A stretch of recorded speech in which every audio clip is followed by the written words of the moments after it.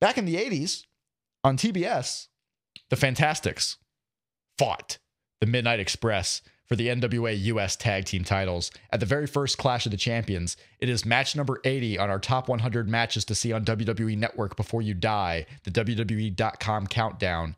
This is match number 80, the Fantastics, the Midnight Express. I watched this on the WWE Network. Randy Pee Wee Anderson is the referee. You got Stan Lane, Bobby Eaton, two other guys. Bobby Fulton and Tommy Rogers. Yes, Tommy Rogers and Bobby Fulton. As I'm staring blankly at the page where I have my notes. Quite all right. But this match was crazy. Go ahead and take it. Well, hold on. I'm going to ask you for your opinion in a moment because this date is very important in my wrestling upbringing because this is one of the better days in my fandom, as I recall, because the Clash of the Champions, which I believe is March 27th of 1988, the same day as WrestleMania 4, which was the first WWF pay-per-view, or first WrestleMania at least, that I could get on pay-per-view. So I had a good 10 people over at my house that day, mostly my brother's friends. Jeff Hawkins, popular. We had his brother popular. Well, my brother was very popular. Okay, not so much, but we watched WrestleMania 4 while we were VHSing Clash of the Champions, and then after WrestleMania was over, we popped on Clash of the Champions. So it was an all-day wrestling geek fest. Yeah, and it was great. It was a hell of a time. And I'm the NWA guy in the family, so I mean I love Clash of the Champions. Sure. What did you think of this match? Because Old Man Hawkins can come out. Old Man Hawkins, mid-card tag team feuds. I love them. I love them all. I love the Midnight Express. I love the Fantastics. I love the Rock and Roll Express. I love the Sheep Herders. I love the Varsity Club. I love all those guys. What did you think? Had you ever seen this match before? I never saw it. I've never seen the original Clash of the Champions. Oh, really? I haven't. No, wow. I take that back. I've seen Flair and Sting. Okay. But as far as the whole show, no. I've never seen the whole show. It's worth a watch. For everything. If you only watch this match in isolation, you would have thought that it could easily be like the main event of the show, the way the crowd was reacting. This crowd was loving it. Jim Cornette's at ringside. People are hating on the Midnight Express. The Clash of the Champions happened in Greensboro, North Kakalaki. For those who have watched the Crockett documentary, as I have numerous times, Greensboro was the hub of the NWA Mid-Atlantic area. And once they took these types of shows out of Greensboro, it was really a death knell. But yes, this crowd was hot. Yeah, this announcing team was hot. You had Jim Ross and Tony Schiavone on the call, which some people like that. Some people like the typical color guy, play-by-play guy. I always dig kind of the two play-by-play guys. They were sweetening it up for each other, because I like Ross and Cottle when they're together as well. Yeah. I mean, Bob Cottle, he's your grandpa, but I love listening to him add whatever he adds to a broadcast. But Schiavone's kind of high-pitched tenor, very excitable when he's calling a sport, and Jim Ross I always liked WCW Jim Ross more than WWE Jim Ross. And he was on point here, just being excited and being angry at times. And yeah, I love everything about this match. So continue. Late in the match, it was almost as if like Tony Schiavone and Jim Ross were trying to out-excite each other. Like Tony Schiavone would get louder, and then Jim Ross would come over the top even louder, and then Tony would get louder, and Jim Ross was screaming at the top of his lungs as if like this guy was going to fall down and croak if he wouldn't just stop. Like the blood vessels were going all over the place. They were trying to outdo each other. It was awesome. The crowd, of course, is going wild from the very get-go. Yes, because this match, despite it being a tag team match, is a fight. It was a fight. It is a fight. They with brawl some right out of the wrestling gate. Brawl almost to an ECW type of level, because you have chairs and tables being thrown around and just bodies flying everywhere, and it's awesome. All over the place. It's the same match you see out of the Midnight Express every time, but the fighting aspect of it makes it different, and you can watch these types of things 15 times, and it feels like they're actually angry at each other, and then the crowd feeds off of that, and the announcers feed off of that, and it's just a perfect storm of awesomeness. I love it. Awesomeness, yeah. Yes. Yeah, so I mean they're brawling, and Tony Schiavone is talking about how, you know, weapons are in play and they're just fighting and fighting and fighting. I mean, it was a sprint. It was 10 minutes of a sprint. Yes. And towards the middle, of course, they get some control and they're tagging in and out, but it was pretty much a sprint. Basically, everything on the outside was legal, yeah, and everything on the inside was by the rules. That's kind of how they were doing it. Yeah. I mean, well, why can't you hit people with a chair? Why was that not a DQ? Because if you're not in the ring, anything could go. Right. They didn't announce that, but that's just how they did the match. So there was a teaser finish here in this match. We really had two finishes. Yes. After they start sprinting and they're brawling and wrestling, Tommy Rogers pinned Bobby Eaton. And the crowd thought that the Fantastics had won the tag team titles. Yes. But it was not to be. Nope, because first of all, let me backtrack a little. Bobby Eaton was a man in this match. Bobby Eaton was the man. I mean, he had a power slam. He bulldogged a fool onto a table. I particularly in my notes, here's the one big note I had was I loved Tony Schiavone's explanation of why Bobby Fulton should not be helping his partner over on that side of the ring. Remember when they had Rogers after they bulldogged him on the table and they're beating him over near their corner and Fulton comes over to help? Tony Schiavone not missing a beat, and Jim Ross gets in on this too. He goes, yeah, the reason the referee's over there trying to get Fulton back in there is because he's too close to the Midnight Express's corner and he should be in his corner at all times. I go, my God, continuity. Ooh, hose me down. Wow, that's how easy it is for you, huh? Oh, God, continuity gets Jeff turned on, apparently. I like continuity and logic. Is that so hard to ask? But I mean, okay, so we're brawling. Intended. We're brawling towards the end during the sprint. Yes. And Jim Cornette comes in with a tennis racket. There's a tag that the ref doesn't see. Pee Wee Anderson misses the tag due to double teaming shenanigans. And so Bobby Fulton's on fire and he's trying to get to him, but he can't because the ref is holding him back. And Jim Cornette comes in with the loaded tennis racket and he takes the handle and sticks it into Tommy Rogers' gut. And Bobby Fulton cannot take no more. So he takes Pee Wee Anderson and says, get out of here, you mulleted freak, and throws him over the top. Freak. Throws him over the top rope, which is a no-no. Throws him over the top rope, which is a no-no. But no one makes a big deal about it except for Ross giving a little slight, he's going to have to pay for that.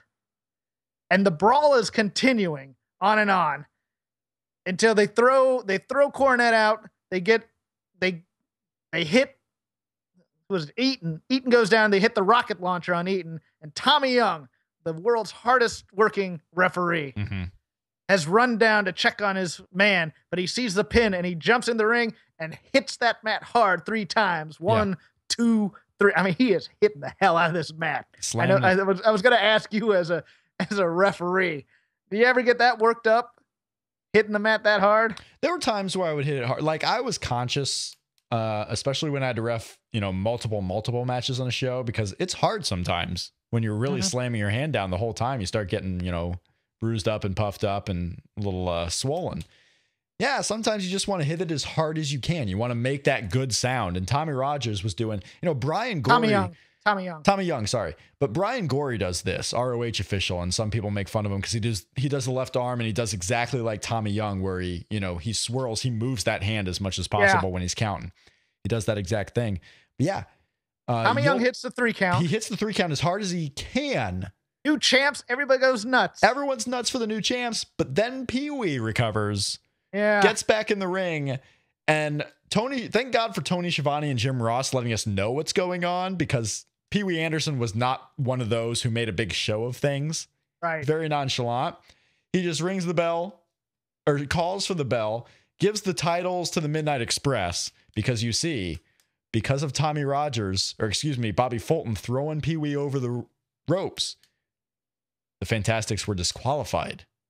And then more magic. Well, Jim Cornette whacks everyone the hell out, and he just starts killing fools with his tennis racket, including both the referees. And it looked like he just whacked flat on the back Pee Wee Anderson. He pummeled him with this thing. killed with the him. edge of the racket. He killed him. This guy who just let your team retain the tag team titles, by the way.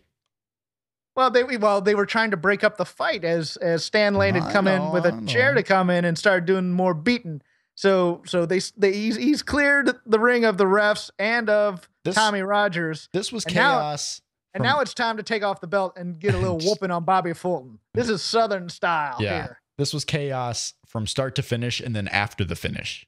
Whips him with the belt, and Jim Ross is having a stroke. Yeah, he's just going nuts. My God, they're tearing flesh off his back. Nuts. And this was the second match in the show, by the way. Yes. There were 3 or 4 more matches to come after this. We had a Chicago street fight with barbed wire next, and this one is the one they're going mad over right now, if you can imagine that. Crazy. So, I mean, and, you know, this is mid-card tag team feud, and it has this kind of heat. For the U.S.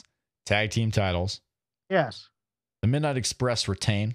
They defeat the Fantastics. I'm so happy you liked this. I was a little worried. 4 1/4 stars is what Meltzer gave it at the time, just to keep that gimmick alive. I did quite enjoy this because it was 10 minutes. It was a sprint. You got to see 2 classic tag teams. I was surprised it went 10 because I thought it was like 5 because I was like, man, that ended really quickly. I was like, whoa. It was so quick. Well, because there was action from start to finish. There was at no time, you know, chin locks and, you know, long signature submission holds. Like it was a sprint. I love late 80s tag team wrestling. And Jim Ross was insane. Yeah. Tony Schiavone was insane. Everyone was just nuts.